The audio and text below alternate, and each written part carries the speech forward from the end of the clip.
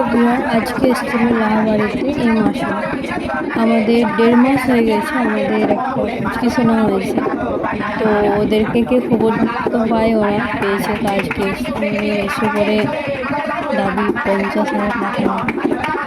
তারপরে লাস্টে দাঁড়িয়েছে 35-এ নিয়ে তারপরে এরকম ডান্স করছিল আর আমাকে বলছিল ভিডিও। যার জন্য এসেছিল সে এখন মামা বাড়িতে আছে পুচকিটা, তো বলেছে যখন আসবে তখন আমরা আবার আসবো নিয়ে ওকে আশীর্বাদ করতে। আর একবার নাচার পরও ওরা আরেকবার নাচলে ভিডিও করো, আমার হাতে ফোন দেখে বলছে আর আমাকে ছোটোকে একটু আশীর্বাদ করে গেল।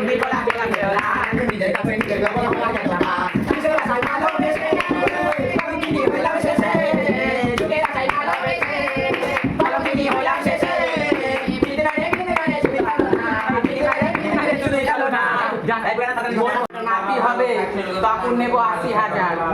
আমি আপনি করো না দাঁড়া কিছু করো।